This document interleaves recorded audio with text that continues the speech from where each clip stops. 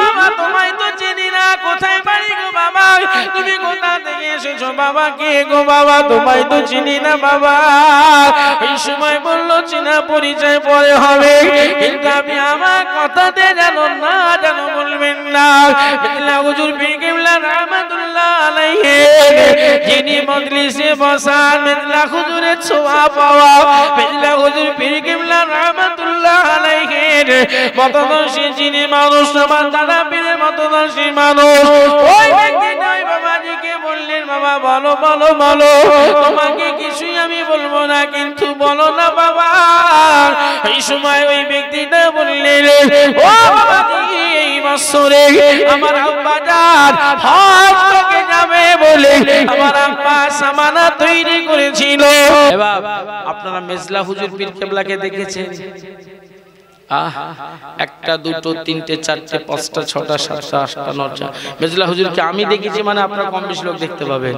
আমি হুজুরের হাতে হাত দিয়ে মুসাফা করেছিলাম, তার ছাত্র তো 5টা টাকা দিয়েছিলাম, কথা বুঝতে পেরেছেন, হাত দিয়ে আসা। কিছু শ্রেণীর মানুষ বলে থাকে যে হুজুরা মুসাফা করে পয়সা নেয়, জি মাথা মোটা দল, তারা ভিন্ন ভিন্ন আলোচনা করে। তাই চলো মেজলা হুজুর পীর কেবলা রাহমাতুল্লাহ আলাইহি ঠিক এরকম সবক দিচ্ছেন, ভালো করে শুনুন, ঠিক এরকম সবক দিতেন প্রত্যেক দিন। হুজুরের বৈঠকে যারা আসতেন ঠিক এরকম সবক দিতেন, আর সেই সময় বলতেন বাবা তোমরা নিয়ত করবে আল্লাহ আমার মৌতের আগে একটাবার সোনা মক্কা মদিনায় নিয়ে যেও, তোমরা নিয়ত করবে, বেশি বেশি করে নিয়ত করবে। আর ঠিক পিছন থেকে একটা বয়স্ক ব্যক্তি উঠে ঠিক কাকুতি মিনতির সঙ্গে আদবের সঙ্গে হাতটা জোড় করে বলছে হুজুর আমি বড় গরিব মানুষ, আমি হজে যাব কি করে হুজুর। দেখতে কেমন সুন্দর ছেলে বলেন তো, জি চোখ বন্ধ করলে মেজলা হুজুরকে দেখতে পাবেন, চোখ বন্ধ করুন এখনই দেখতে পাবেন। কারণ কি জানেন, এমন এমন ফেস আপনার চোখের মুখে ভাসতেছে, যেজন নিতে পেরেছে সেজন কখনো ভুলতে পারবে না। মেজলা হুজুর পীর কেবলা রাহমাতুল্লাহ আলাইহি আল্লাহ তাআলাকে বড় মাপের ওলি করেছিলেন, মুফতি জাহাজ করেছিলেন। ওই সময় বলছে বাবা আমি তোমার জন্য দোয়া করি আল্লাহ তোমাকে হজ পাকে নিয়ে যাবে। বলুন না সুবহানাল্লাহ, আরে জোরে বলেন না সুবহানাল্লাহ। হুজুর বলছে আমি দোয়া করি আল্লাহ তোমাকে হজ পাকে নিয়ে যাবে। এই আল্লাহর ওলিদের দোয়া আল্লাহর দরবারে কবুল হয় তো? বিশ্বাস হয় তো? কেউ নেই তো? ফোঁড়ওয়ালা কেউ নেই তো এখানে? হ্যাঁ আমি জানি ভাঙরটা করে এই আশপাশগুলো থাকে না। দাদা হুজুর ভক্ত ফুরফুরা ইসালে সবে 15-20 দিন আগে পাগলের মতো যে ফুরফুরা জমিন ঝাড় দেয়, নাকি গো? ফুরফুরা জমিন ঝাড় দেয়, পরিষ্কার করে। আমার দাদা পীরের রাস্তা দিয়ে হেঁটে গেছে, আমার মেজলা হুজুর পীর কেবলা রাহমাতুল্লাহ রাস্তা দিয়ে হেঁটে হেঁটে গেছে। এই ভাঙড়ের মানুষ, এই বৈরামপুরের মানুষ, ঘটকপুরের মানুষ তথা 2-24 পরগনার মানুষ বড় পিয়ার করে, মহব্বত করে। আল্লাহ মহব্বত কাল মহামাঠ মহাময়দান পর্যন্ত আল্লাহ রাসূলের সঙ্গী হয়ে একই সাথে আল্লাহ দয়ার জান্নাত নসিব করেন। বলুন আমিন, জোরে বলুন আল্লাহুম্মা আমিন। আল্লাহ হুজুর দোয়া করছেন বাবা দোয়া করি আল্লাহ তোমায় হজে নিয়ে যাবে। মজলিস শেষ হয়ে গেল, যার যেমন সবক দেওয়া সারা হপ্তাহ সবক দিয়ে দিলেন, যে যার বাড়ির দিকে রওনা। বয়স্ক মানুষ টুকটুক করে হেঁটে মেজলা হুজুর যেই জায়গায় বসতেন ভালো শুনুন, ওখান থেকে দাদা হুজুর দরবার পায়ে হেঁটে কতক্ষণ লাগবে তাড়াতাড়ি বলুন, তাড়াতাড়ি পায়ে হেঁটে কতক্ষণ লাগবে দাদা হুজুর দরবার? মেজলা হুজুর যেই জায়গাটা বসতেন ওখান থেকে দাদা হুজুর দরবার পায়ে হেঁটে খুব আস্তে হাঁটলে 1 মিনিট, খুব পায়ে হেঁটে আস্তে হাঁটলেও আপনার 1 মিনিট আপনি পৌঁছাবেন। ওখান থেকে মেন রোড উঠতে আরো 1 মিনিট 2 মিনিট, নাকি গো? ওই 2 মিনিটের জায়গায় মেন রাস্তা দিয়ে যেই উঠবেন ওই সময় একটা 4 চাকা গাড়ি ওই গড়িয়ে গড়িয়ে ঠিক বাঁ দিক চেপে দাদা হুজুর দরবার দিকে নামছেন। গাড়ির গেটটা খুলে বলছেন আসসালামু আলাইকুম বাবাজি। বাবাজি মুখের দিক তাকাচ্ছে, কে গো বাবা? মুসলমান শুনে কিনা নবীরা কারণ হাদিস শরীফের মধ্যে এসেছে ইন্নামা আমালু বিন্নিয়াত, নিয়তের উপরে আমার আল্লাহ তোমার বরকত দেবে। আল্লাহর ওলি মির্জা হুজুর পীর কেবলা বলেছিল বাবা আমি তোমার জন্য দোয়া করি, যাও যাও যাও আল্লাহ তোমাকে হজ মাগে মদিনার নবী রওজা আকদাস জিয়ারত নসিব করবে।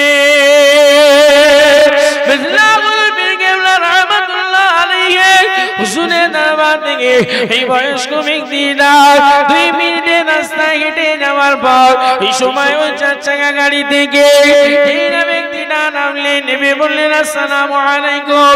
বাবাজি বাবাজিকে লক্ষ্য করে বললেন বাবাজি আপনাকে আমি চিনি না, আপনিও আমাকে চিনেন না, কিন্তু আমার মনের ভিতরে কি উধাও হয়ে গেল, আপনার সঙ্গে যেন কত পরিচয় হয়ে গেল, কিন্তু না না আপনাকে একটা কথা বলবো আপনি যেন না বলবেন না, আপনাকে একটা কথা বলবো আপনি যেন না বলবেন না।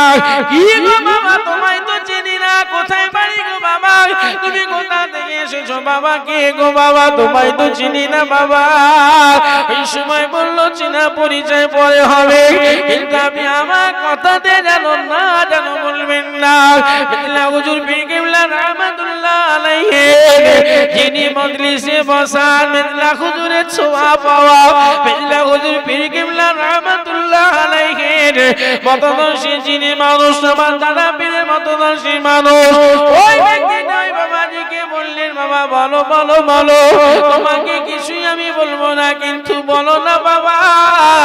এই সময় ওই ব্যক্তিটা বললেন ও বাবাজি এই বছরে আমার আব্বা জান হজ থেকে যাবে বলে আমার আব্বা সামানা তৈরি করেছিল, আমার আব্বা জান নিয়ত করেছিল, আব্বা জানের শরীর অসুস্থতা, আব্বা জানের শরীরটা বড় খারাপ, আব্বা জানের শরীর অসুস্থতার কারণে আমার আব্বা জান আর পৃথিবীর জমিনে নাই, আমার আব্বা জান ইন্তেকাল হয়ে গেছে, আমার আব্বা জান মারা গিয়েছে, আমার আব্বা জান আর দুনিয়াতে নাই। বাবাজি আমার আব্বা জান এই বছরে হজে যাওয়ার জন্য যে সামানা টাকাটা রেডি করেছিল আমি এই টাকা অন্য কোনো কাজে দিতে চাই না, এই টাকাটা আপনার হাতে তুলে দিলাম, আপনি এই বছরে হজের নিয়ত করুন। জোরে হবে না নারে থাকবে এই বছরে নিয়ত করুন। কমিউনিটি আগে ও শুনছেন না না আপনারা, কমিউনিটি আগে কে দোয়া করেছিল? যারা আমার মেদলা হুজুর কেলে ফুরফুরা কেনে বলে তারা নিশ্চয়ই আমার এই ওয়াজ শুনছে না, এই ওয়াজ পাবে তারা একদিন, কথা বুঝতে পেরেছেন? তাদের কাছে মনে হবে রাত যত বাড়ে হুজুর সব মাতলামি কথা বলে, মানে আমরা যা বলি তাদের কাছে এগুলো ঠিক হচ্ছে না। জি এ ভাই কোথায় ছিলিস তোরা, যে খুঁজে পাওয়া যাচ্ছিল না, এখন সোশ্যাল যুগে এসে খুব বকা বকতেছে ফুরফুরাই কি আছে, কথা বুঝতেছেন? আহা আমি তো বিশ্বাস করি দাদা পীর যদি দাওয়াত দিতে না দিত এ ভারতবর্ষের রাজা আমার আল্লাহ খাজা গরিবের নওয়াজকে করেছে, আরে বাংলার পীরকে বাংলার রাজা করেছেন। জোরে হবে না, আরো জোরে হবে না। কে ছিল তখন? কেউ ছিল না। ভারতবর্ষের বুকে যখন আল্লাহর ওলি খাজা গরিবের নওয়াজ হুজুর যখন আসছে ওই সময় বলেছিল যাও ফকির সাহেব এখানে থাকা যাবে না, চলে যাও, সকাল হলে চলে যাবে। হুজুর একটা কথা বলেছিল, একটা কথা, কি কথা বলেছিলেন? যে জমিন আমার আল্লাহর, এই জমিন রাজার নয়। জোরে হবে না সুবহানাল্লাহ, আরো জোরে হবে না? আরে জমিনে থাকবো কি না থাকবো এই ফয়সালা তোমার আল্লাহ করবে, তুমি কোন সাহেব ফয়সালা করবে? এই ফয়সালা তোমার আল্লাহ করবে, তুমি কে আমার ফয়সালা করবে? সকাল হয়ে গেছে, হুজুরের সঙ্গে বিয়াদবি করেছে, গোয়াল ঘর থেকে ঘোড়াও আর বার হয় না, কর্মচারী বিছান থেকে আর ওঠে না, গাছে পাখি বসে আছে পাখিও ওড়ে না, প্রত্যেকটা জায়গা লক হয়ে গেছে। জোরে হবে না সুবহানাল্লাহ। রাজা এসে আবার ফকির সাহেবকে বলছে, হুজুর বিয়াদবি হয়ে গেছে, মাফ করুন, আপনি একটু ব্যবস্থা করে দিন।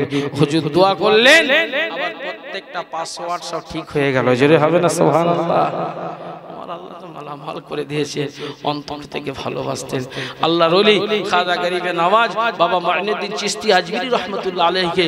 হুজুর এই তারাগড় পাহাড়ে আসলেন, যখন হিন্দুস্তানের জমিনে আসলেন, সেই সময় আল্লাহর রাসূল পাঠালেন কাকে? যাও নায়েবে রাসূল করে তোমায় পাঠালাম, হিন্দুস্তানের বুকে চলে যাও।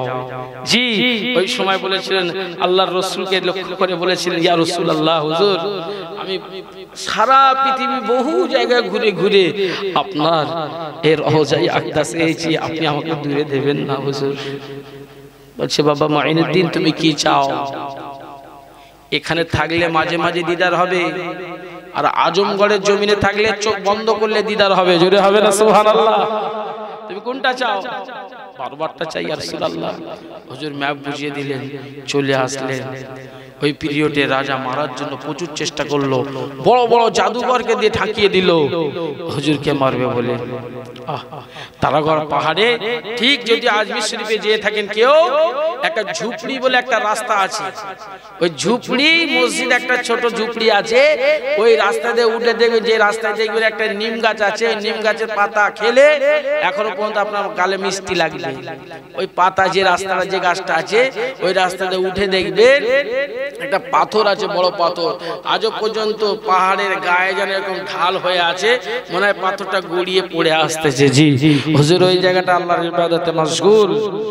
সেই সময় জয়পাল যোগে তারাগড় পাহাড়ের উপর থেকে বড় ওই পাথরের চ্যাংটা ছুঁড়ে মারছে, ফেলে দেবে, পাহাড়টা গুড়িয়ে গুড়িয়ে এসে পাথরটা পিষে দিয়ে চলে যাবে।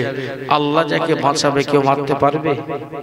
জি মুসলমান শুনে গেলেন, ও নবী পাকের উম্মত মদিনা, জেনেরা মানছেনা জওয়ানেরা, এই সময় আলা হযরত খাজা গরিবে নওয়াজ বাবা মুঈনুদ্দিন চিশতি আজমিরি রাহমাতুল্লাহ আলাইহি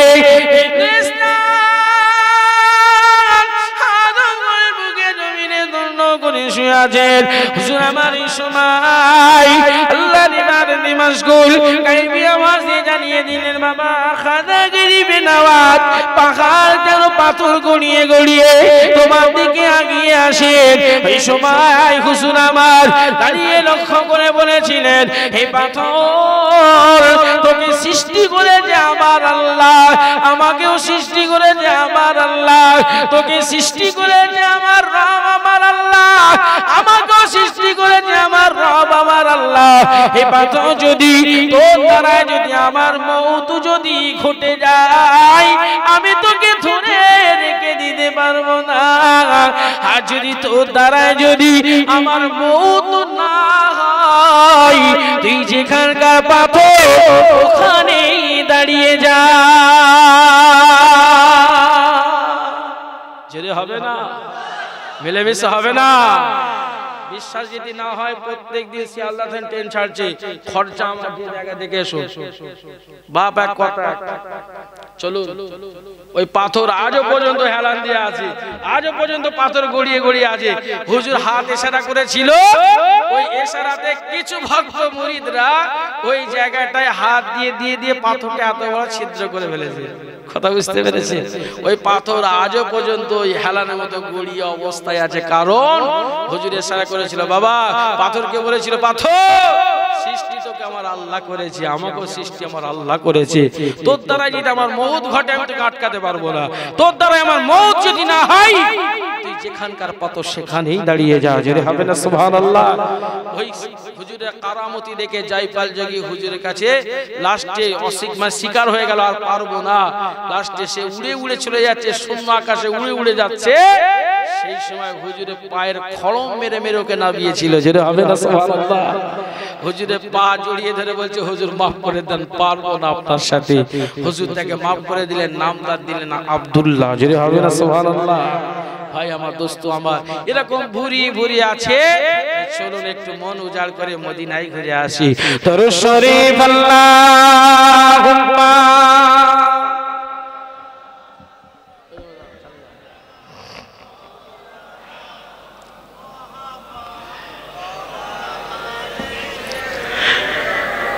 একটু জোরে জোরে লা ইলাহা ইল্লাল্লাহ লা ইলাহা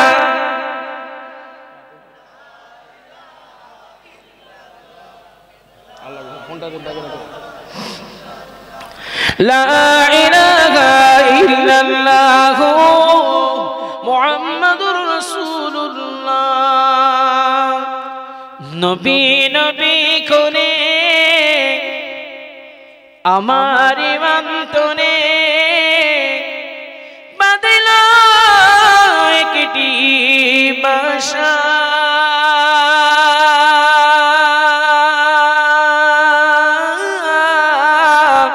নূর নবীর রওজা দেখবো আল্লাহ, এই তো মনের আশা। যেটা হবে না না বলবো না, হবে চলবে চলবে বলবো, ঠিক বলছো তো? আওয়াজ একবার দেখি, নারায়ে তাকবীর। আওয়াজ হবে না এ মোহাম্মদ ভাই, এই আওয়াজ হবে? আওয়াজ হবে না। আমার এত আস্তে আওয়াজ পছন্দ হয় না। অনেক জায়গায় দেখবেন কিছু মানুষ, আপনার তো ঠান্ডা হয়ে বসে আছেন, আমার এই আওয়াজে না খালি বিরক্ত হয়ে যায়। বক্স, এই বক্সগুলো সরায় কথা বলছে প্রত্যেক দিন। এই আল্লাহর দেওয়া জিনিসগুলো হিংসা করলে হবে না। কিছু কিছু মাওলানা উঠে কি বলে জানেন? বাবা সুর পছন্দ করো না। কি বলে? সুর দেওয়া শোনো না বাবা। আমি সেই সব বক্তাকে লক্ষ্য করে বলি, আল্লাহ তোকে দেয় না বলে তোর হিংসা হচ্ছে। আল্লাহ দাউদ নবীকে সুর দেয়নি বাবা, দাউদ নবীর কাছে হিংসা কর না। দাউদ নবীকে আমার আল্লাহ এত ইলহাম সুর দিয়েছিলেন, নদী সমুদ্র মাছগুলো উঠে আড়াই এসে শুনতো। জোরে হবে না, আরো জোরে হবে না। এগুলো আল্লাহর দেয়া নিয়ামত গো বাপ, নাকি গো? আল্লাহর দেয়া নিয়ামতে বান্দা হিংসা করলে কখনো হয়ে উঠবে? জোরে একবার আওয়াজ দেন, নারায়ে তাকবীর। বৈরামপুরের ইসালে সওয়াব শ্রোতাগণ, মহিলাগণ, কমিটিগণ, নারায়ে তাকবীর। আওয়াজ হয় না, 50 হয়েছে, এটাকে 80 করতে হবে। সকলে উচ্চ আওয়াজে জোরে আওয়াজ দেবেন, যার যত ভলিউম আছে ছেড়ে দেবেন, কারণ এই আওয়াজ যত দূর পর্যন্ত যাবে ইবলিসের গায়ে আগুন লাগা অবস্থা হবে।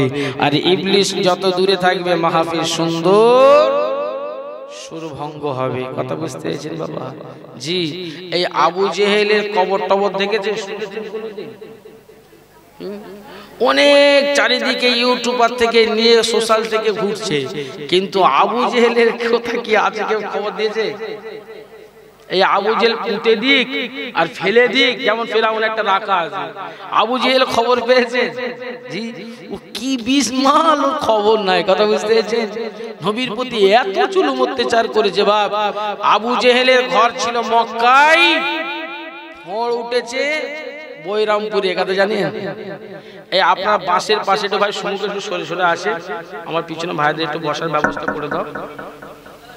এই সময় কাছের দিকে সরে সরে এসো, একটু কাছের দিকে সরে এসো। এত জায়গা তো আছে বাপ, সরে এসো। এগুলো মজলিসে অসুবিধা হয়, একটু সরে এসো। এই আবার সরার নাম করে দেখবেন দু একজন আবার উঠে চলে যায়, সুযোগ খোঁজে তারা। যে আমি সব জায়গায় বলি, আজও আপনাদেরকে বলছি বাপ, দুটো জায়গায় মানুষের খুব কষ্ট হয়। দুটো জায়গায় শুনবেন আপনারা, দুটো জায়গায়। সেই জায়গাটা হলো, এক জায়গা হলো মসজিদে, আর দু জায়গা হলো মজমায়, মানে অর্থাৎ জলসাতে। এক হলো মসজিদে যে কষ্ট হয়, আর দুই হলো কোনো মাহফিলে বসে কষ্ট হয়। ও ভাই, মাঝখানে আবার ফাঁকা হয়ে গেল, একটু সরে এসো ভাব। আমার ভাইরা বললে একটু সরতে, তাদের মাঝখানে ফাঁকা হয়ে গেল, চলে চলে এসো।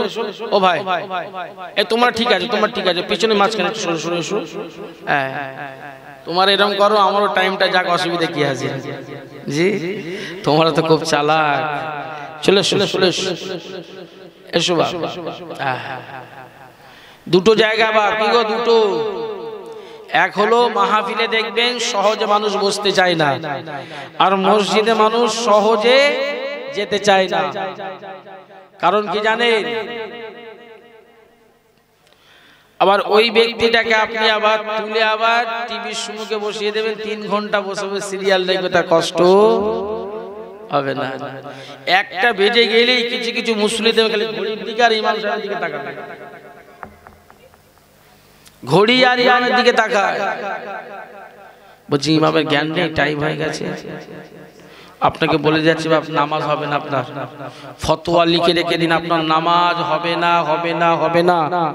যদি ইমামকে যদি কোনো টাইম জ্ঞান দেখান, ইমাম যদি 3 মিনিট 4 মিনিট পরেও যদি কোনো সময় এসে যায়, আপনি কিছু বলতে পারবেন না।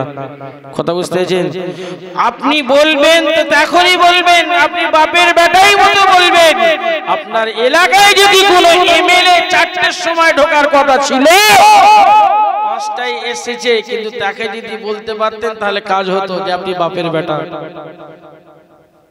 মনে কথা বুঝতে পারছেন? আপনার এলাকায় কোন এক মহান ব্যক্তি আসলো, 4টার সময় ঢোকার কথা, 5টার সময় ঢুকেছে, তাকে কিছু বলতে পারলেন না। আর মসজিদে ইমাম সাহেবকে আপনি ছোট বড় বলে ফেলতেছেন, 5,000 টাকা মাইনে দেন বলে। জি, অত সোজা নাই রে বন্ধু। ইমামের সঙ্গে মহব্বত রাখবেন, মিল রাখবেন, ভালোবাসবেন। যত ইমামের সঙ্গে মহব্বত রাখতে পারবেন, কসম খোদার বলছি, আল্লাহ তোমাকে ইমামের সাথে হাসরের ময়দানে তুলবে। আর ইমামের সঙ্গে হাসরের ময়দানে ওঠা মানে আমার আল্লাহর রাসূলের সুপারিশ আপনার জন্য সহজ হয়ে যাবে। আল্লাহ কবুল করেন, বলুন আল্লাহুম্মা আমিন। জোরে বলেন আল্লাহুম্মা আমিন। একটা ইমাম দেখবেন 5 ওয়াক্ত পাবন্দির সঙ্গে নামাজ আদায় করে না বাবা? জি। আর আল্লাহর কাছে সবথেকে বড় বড় পছন্দনীয় ব্যক্তি হলো সেই ব্যক্তিটা যার সব ইবাদত আছে কিন্তু নামাজ নেই। আল্লাহ সেই দিন তার টোটাল ইবাদতটা ছুঁড়ে মেরে দেবে। যার টুকিটাকে ভুল হয়ে গেছে কিন্তু তার ভিতরে নামাজ ছিল, এই নামাজের বদৌলতে আমার আল্লাহ তাকে মাফি করে দেবে। জোরে বলুন সুবহানাল্লাহ। দুটো জিনিস করবেন না, হক মেরে দেবেন না আর শিরক করবেন না। বাকি যদি কোনো গুনাহ যদি করে ফেলেন, গুনাহ আর করতে বলছি না, যদি করে ফেলেন আল্লাহর কাছে চাইবেন, আমার আল্লাহ মাফ করে দেবেন। কথা বুঝতে পেরেছেন? আমার আল্লাহ মাফ করে দেবে। মুসলমান শুনে কিনা জেনে কিনা, ও নবী মাগের উম্মত উম্মতিরা, ছেলেরা বাচ্চারা জওয়ানেরা, যেদিন আপনি আর আমি মারা যাব, যেদিন আপনি আর আমি কবরে পাঠিয়ে দেবে, কবরে দাফন করে দেবে, কবরে শুইয়ে দেবে, শুইয়ে দেওয়ার পর প্রতিটা কবরবাসীকে সেদিন জিজ্ঞাসা করা হবে, প্রতিটা কবরবাসীকে জিজ্ঞাসা করবে মান রব্বুকা মান দীনুকা মান নাবিয়ুকা। প্রতিটা কবরে শুইয়ে দিয়ে বলবে বিসমিল্লাহি ওয়া ফি সাবিলিল্লাহি ওয়া আলা মিল্লাতি রাসূলুল্লাহ। প্রতিটা কবরে জিজ্ঞাসা করা হবে তার রবকে তার নবীকে কি ধর্মের মধ্যে ছিলে। প্রতিটা কবরবাসীকে জিজ্ঞাসা করা হবে, ও নবী মাগের উম্মত উম্মতিরা, সেদিন যদি আপনার আমার ভিতরে যদি নবীর আদর্শ আদর্শিত হয়ে থাকে, নবীর মুহাব্বত যদি হয়ে থাকে, নবীর ভালোবাসা যদি হয়ে থাকে, আমার আল্লাহ চাইলে সেদিন আপনার জবান থেকে রব আমার আল্লাহ বলিয়ে নিতে পারে। জোরে হবে না? এর কারণ লক্ষ্য জায়গা হলো আপনাকে আল্লাহর ঘরে আসতে হবে, এরকম মাজমায় আপনাকে বসতে হবে। যদি বসতে পারি আল্লাহ আমার ইহকাল পরকালকে সুন্দরময় করে দেবে। আল্লাহ যেন কবুল করেন, বলুন আল্লাহুম্মা আমিন। জোরে বলেন আল্লাহুম্মা আমিন। পিছনে ভাইরা বলেন আল্লাহুম্মা আমিন। চলেন একটু মন খুলে যে গজলটা বলছিলাম আপনাদেরকে শোনাবো, কিন্তু মন উজাড় করে আওয়াজ দিতে হবে। একটু তাকবীর দিয়ে দেন, নারায়ে তাকবীর। ওটা 80 হয়েছে, জোরে একবার দিয়ে দেবে না? না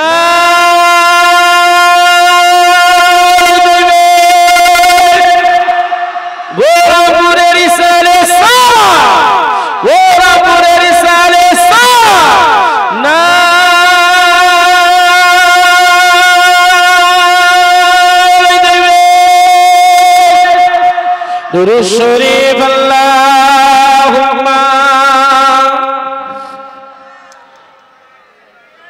মাওলানা মুহাম্মদ ওয়া আলা আলিহি।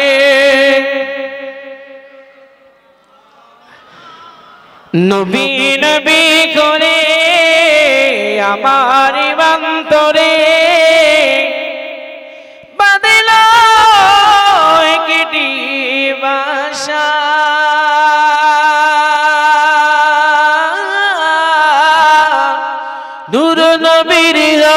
দেখবো আল্লাহ এই তো মনের আশা নূর নবীর রওজা দেখবো আল্লাহ এই তো মনের আশা মদিনার পাক মাটি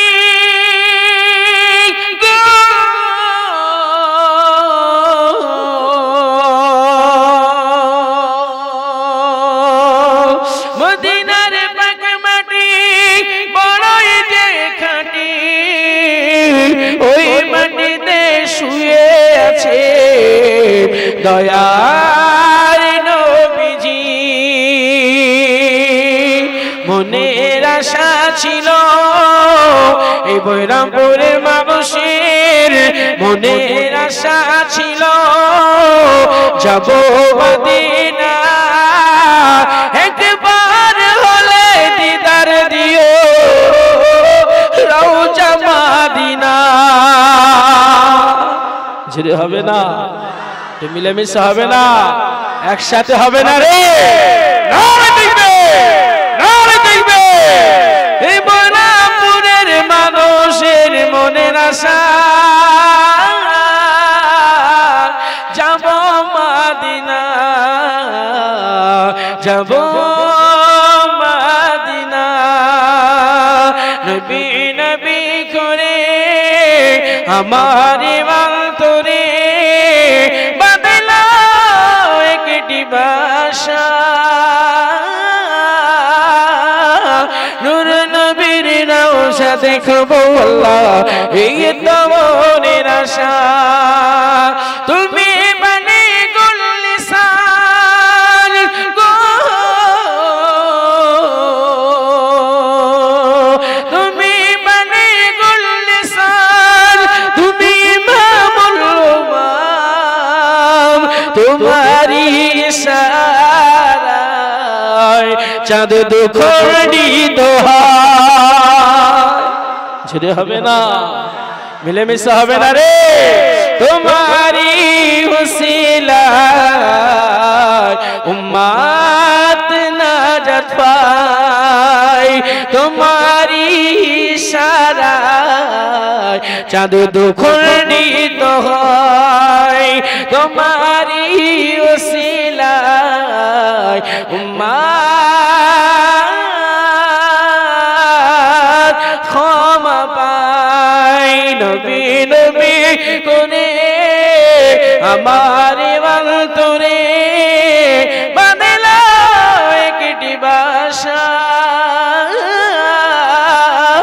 নূর নবীর রওজা দেখবো আল্লাহ এই তো মনের আশা আল্লাহুম্মা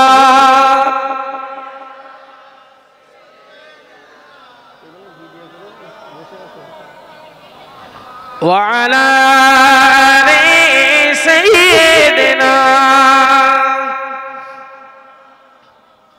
তা ভাই আমার দোস্ত আমার ওয়াজের কিন্তু প্রত্যেকটা মুহূর্তে কিন্তু আপনাদেরকে এগিয়ে নিয়ে যাচ্ছে নবীর মহব্বত কথা বুঝতে পেরেছেন মহব্বত হবে অন্তর থেকে মহব্বত যেন মুখ থেকে নয় ছোট্ট করে একটা কথা আপনাদেরকে শোনায় রাজার ঘরে দু স্বামী স্ত্রী রাত্রের বেলায় ভাত খাচ্ছে খাওয়ার শেষে এখন রাজার ঘরে চুরি করবে বলে একটা চোর পুরো রাজার ঘরের দুয়ারের সম্মুখে লুকিয়ে আছে ঘরের পাশে দেখবে কিছু কচু বাগান কিছু বন বাজার থাকে তো তার ভেতরে ঝুপটি মেরে লুকিয়ে আছে চোরটা লাইট বন্ধ হবে ঘরের ভেতরে ঢুকবো সেই সময় রানী এখন রাজাকে বলছে জানো মেয়ের তো উপযুক্ত বয়স হয়েছে মেয়ের বিয়ে দিতে হবে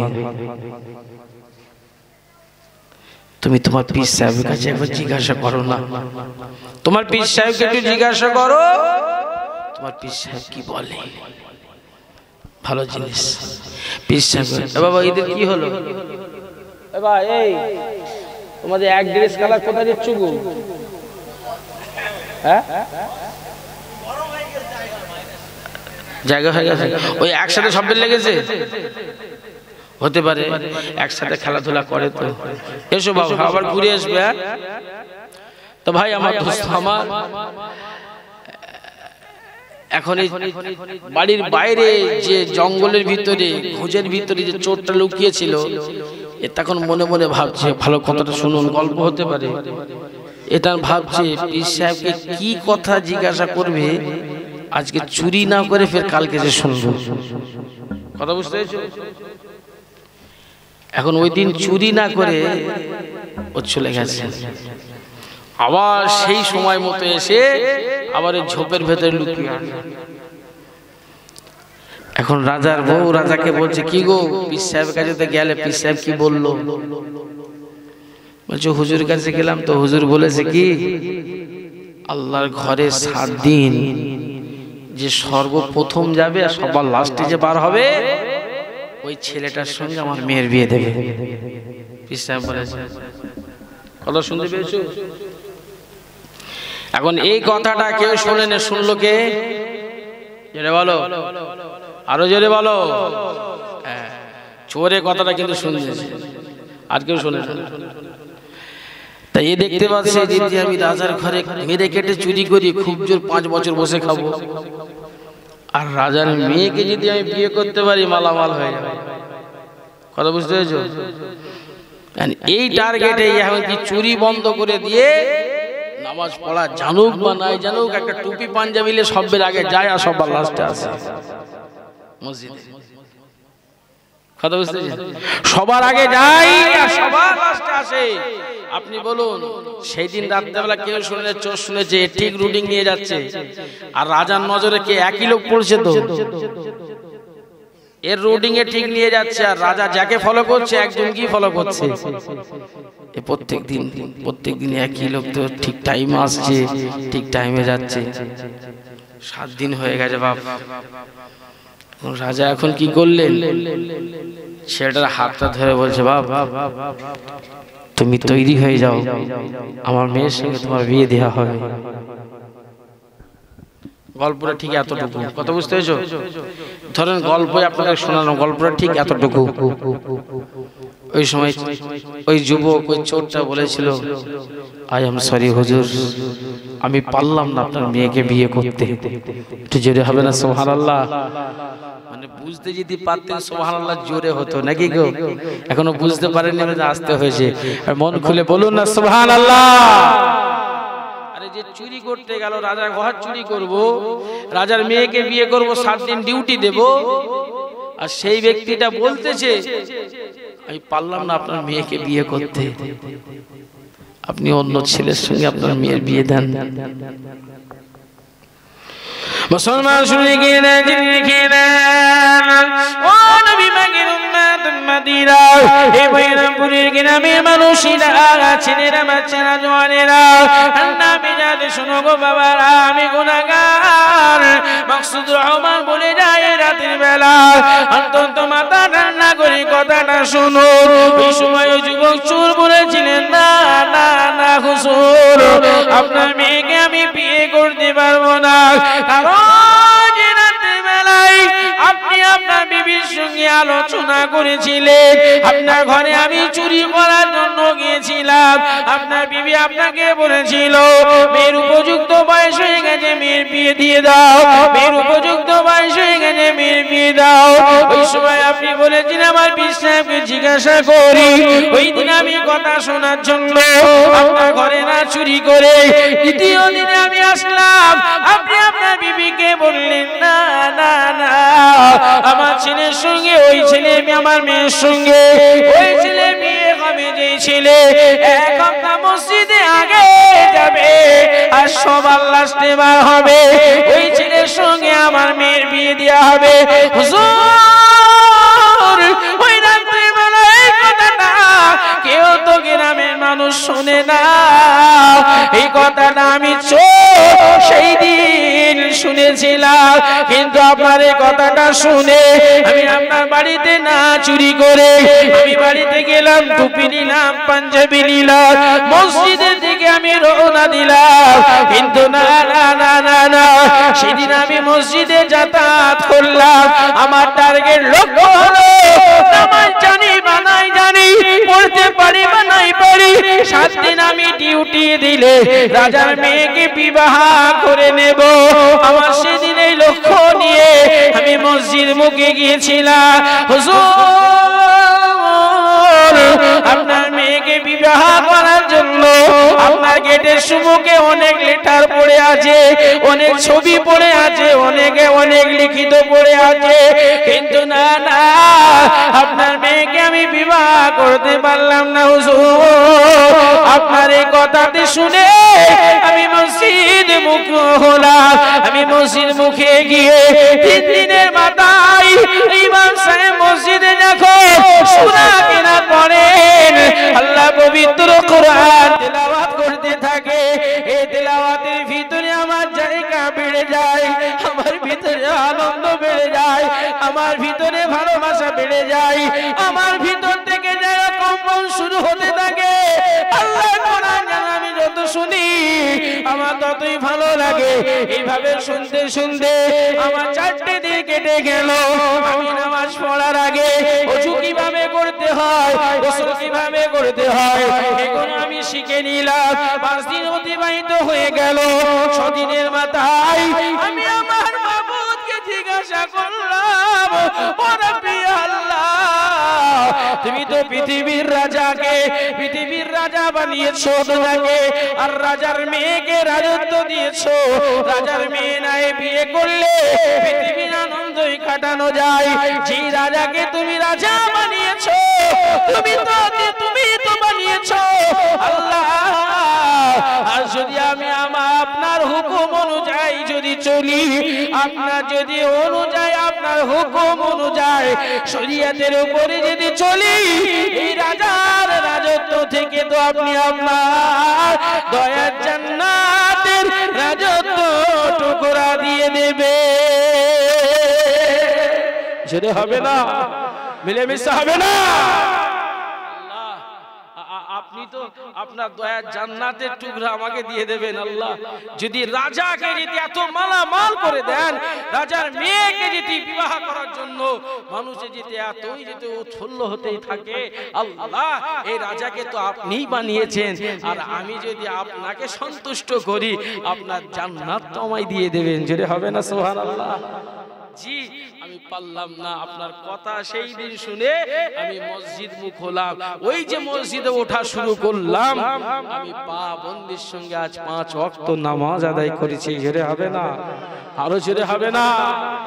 ওই জন্য শুরুয়াতে বলেছিলাম, মামুর বাড়িটা ছেলেকে চিনিয়েছো, বোনায়ের বাড়িটা ছেলেকে চিনিয়েছো, নানির বাড়িটা ছেলেকে চিনিয়েছো, খালার বাড়ি ছেলেকে চিনিয়েছো।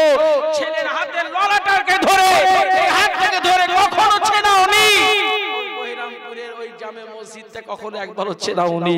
বাপ যাও, তোমাকে যেতে হবে, ওই মসজিদে যেতে হবে। উল্টে না গিয়ে ছেলের ফোনে রিচার্জ করছি, খেয়াল খালি ফায়ার, আর যত খেলবি ফায়ার, আর যত খেলবি তোরা পাবজি। 1 টাকা ইসরায়েলের অ্যাকাউন্টে ঢুকবে, ইসরায়েল সেই টাকাগুলো নিয়ে মুসলমানের উপরে আঙুল তুলে কথা বলবে, আর তুমি আর আমি মসজিদে দোয়া করছি, আল্লাহ বাঁচিয়ে দাও। দোয়া কম হয়নি রে বাপ। এই আমার আল্লাহ পারলে মুহূর্তে শেষ করে দিতে পারে না। কত নমরুদকে আমার আল্লাহ শেষ করে দিয়েছে, কত ফেরাউনকে শেষ করে দিয়েছে, কত সাদ্দাতকে শেষ করে দিয়েছে। আমার আল্লাহ পারলে তো ইসরায়েলের ব্যবস্থাটা ওই জায়গাটা সঙ্গে সঙ্গে মুহূর্তের ভিতরে করে দিতে পারে। পারে না? অবশ্যই আমার আল্লাহ পারে। আমার আল্লাহই সব জানে বাপ। আপনি আর আমি দোয়া করছি, সবই ঠিক আছে, প্রত্যেক জুমায় দোয়া করছি, আমি নিজেও দোয়া করছি। দোয়া করা ভালো, এক মোমেন মুসলমানের জন্য দোয়া অবশ্যই করা দরকার, কিন্তু দোয়া করার আগে অন্তরটাকে ঠিক রাখতে হবে। অন্তরের ভিতরে, এই ভিতরে আমার আল্লাহ একটা গোশত দিয়েছে, গোশতের টুকরা দিয়েছে। ওই গোশতের টুকরাটাকে সদা সর্বদাই পুরো একদম পাক সাফ পরিষ্কার রাখতে হবে। কসম খোদার বলছি, খুব কম লোক পাওয়া যায়। কথা বুঝতে পেরেছেন? খুব কম লোক পাওয়া যায় রে বাপ। এক শ্রেণীর মানুষ মসজিদে গিয়ে যত দুনিয়ার কথাগুলো মসজিদে যে ছোট ছোট বাচ্চা ললা ধরে মসজিদ থেকে বার করে দেয়, ডিস্টার্ব হয়। আপনার ব্যবহার, আপনার আখলাক, আপনার চরিত্র, আপনার বৈশিষ্ট্য, আপনার রীতিনীতি দেখে ছেলেটা আগামী দিনের জন্য মসজিদে আসা, ঘন ঘন আসা অভ্যস্ত হবে। কিছু শ্রেণী মুসল্লি দেখবেন কিছু কিছু ছোট ছোট বাচ্চা গেলে তাদের দেখে মুখ ঝামছায়, ওকে শিক্ষা দিতে হবে। তোমার আখলাক চরিত্র ওকে পাশে বসাতে হবে, ওকে এত সুন্দর করে বোঝাতে হবে যাতে আগামী দিন যেন ও মসজিদমুখী হয়ে থাকে। কিছু শ্রেণীর মানুষ গেলেই মুখ ঝামটায়, সেনা বাইরে এসে বলে দূর আমার যাওয়ার দরকার নেই। তাই ভাই আমার, দোস্ত আমার, আপনাদেরকে বলবো, এতটুকু রিকোয়েস্ট করব, আল্লাহর হুকুম দিনে 5 ওয়াক্ত নামাজ আদায় করবেন, একটা মাস রোজা আদায় করবেন, তার সাথে সাথে ভাইয়ের হক, বোনের হক গুলোকে বুঝিয়ে নেবেন, শিরক থেকে দূরে থাকবেন। আমার দাদা পীর রহমাতুল্লাহ আলাইহি মতাদর্শের উপরে থাকবেন। যদি থাকতে পারেন ইহকাল পরকাল সুন্দরময় হবে। কারণ আমরা দোয়াতেই বলতে থাকি, রব্বানা আতিনা ফিদ দুনিয়া হাসানা ওয়া ফিল আখিরাতি হাসানা ওয়া কিনা আযাবান নার। বাবা আল্লাহর কাছে চাই, আল্লাহ আমার দুনিয়াটা ভালাই করে দাও, ভালো করে দাও, তারপর আখিরাতের জন্য চাওয়া হয়। আমরা কখনো আগে আখিরাতের জন্য চাইনি। ওই জন্য আল্লাহ এবং আল্লাহর রাসূল বলেন, জান্নাত জাহান্নাম তুমি বাঁচবে হাসরের ময়দানে নয়, জান্নাত জাহান্নাম বেছে নেবে তুমি দুনিয়ায় থেকে বেছে নেবে। কথা বুঝতে পেরেছো? দুনিয়া থেকেই বাঁচা যাবে। ভালো পথে যদি চলতে পারো নিশ্চয়ই ইহকাল সুন্দর হয়ে যাবে, পরকাল তোমার জন্য মুক্ত হয়ে যাবে। আর ইহকালকে যদি তুমি আজ হেলাই হেলাই যদি দিন কাটিয়ে দাও, অন্তত কাল সেই দিন তোমাকে জবাবদিহি লাগবেই লাগবে। অন্তত প্রত্যেকটা মানুষ আল্লাহর সঙ্গে দাঁড়াবে, সেদিন কারোর সুপারিশ চলবে না রে বাপ। সেদিন একমাত্র শুধুমাত্র কেবলমাত্র মুস্তাফা নবীর সুপারিশ চলবে। জোরে হবে না? আরো জোরে হবে না? সেই নবীর উম্মত কারা? উম্মত কারা? আমরা তো চট করে শেষ যাবার আগে একটা কথা আপনাদেরকে বলবো। সেই কথাটা হলো, রাসূলকে সবাই ভালোবাসে তো? ভালোবাসো তো? মুখ থেকে না অন্তর থেকে? মাকসুদ রহমান আপনাকে দাওয়াত দিয়েছেন, আমার বাড়িতে আপনারা যাবেন, খুব সুন্দর রান্না করেছি, খাওয়া দাওয়া খুব সুন্দর হবে। কথা বুঝতে পেরেছেন? কিন্তু আমার হাতে কিন্তু ঠিক গাঁটটা একটা খেটে কিন্তু একটা আছে। রান্না বিরাট ভালো, কিন্তু হাতে কিন্তু একটা খেটে কিন্তু আছে। আপনি বলুন, আপনার ভেতরে কিন্তু একটা আলোচনা হবে তো? রান্না ভালো দিলে ওই মাওলানা লোক, হুজুর লোক ওয়াজ করে, তা হাতে খেটেলে কি ব্যাপার? ভালো মন্দ খাওয়াও চলবে, কিন্তু খেটেলে যদি দুঘা দেওয়া হয়, আপনি আমাকে কোনোদিন এই বাগে যদি এই লাইনে যদি পান, আমার ছেড়ে দেবে বলে মনে হয়? জি, আমার এই এলাকায় যদি আমার রাসূল যদি আসেন, কে রাসূল যদি আসে, কে কলিজা ফেড়ে থালায় দেবে তো বলো তো? বলো বলো বলো। আমার একটা ভাই হাত তুলেছে, আমার নবী ধরো এই এলাকায় আসলো, আমার নবীর বিরুদ্ধে কেউ বললো, সেই সময় এমনও ছেলে আছে কলিজাটা ফিড়ে রাসূলের জন্য কলিজা পর্যন্ত দিতে বলে, প্লেটে দিতে তাও দিয়ে দেবে। এরকম আছে কেউ? একটা দুটো তিনটে চারটে পাঁচটা ছটা সাতটা আটটা সব তুমিও তুলছো? তুলে হাত নামাও, সবাই তো তুলে ফেলতেছে বাপ। জি, সবাই যখন তুলছে ভালো জিনিস, আমার বলতে আমার সুবিধা হবে। চট করে বলুন, রাসূলকে আমরা অবশ্যই ভালোবাসি, কিন্তু অন্তর আর মুখ এই বিষয়টা পরে করব। বলুন তো, আমি এতটুকু গ্যারান্টি দিচ্ছি, আপনারা বলছেন কলিজাই দেব থালায়, আমি বলছি রাসূল আসলে আপনারা রাসূলকে মারবেন। আমি বলছি এর পরের ওয়াজটা সামনে বছর দাওয়াত দেবেন, তারপর বলবো।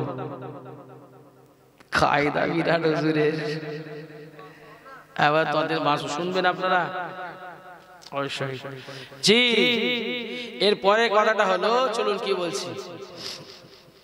মুসলমান শুনে গেলেন, রেখে দেন, ও নবী পাকের উম্মত মদিনা, আমি শুরু থেকে একটা কথা আপনাদেরকে বারবার বলি, অবশ্যই সব জায়গায় বলি, রাসূলকে ভালোবাসো। রাসূলকে ভালোবাসতে গেলে মুখ দিয়ে নয়, আমার নবীকে ভালোবাসবে অন্তর দিয়ে। আমার নবীকে অন্তর দিয়ে যে জন ভালোবেসেছিল, আল্লাহ তাদেরকে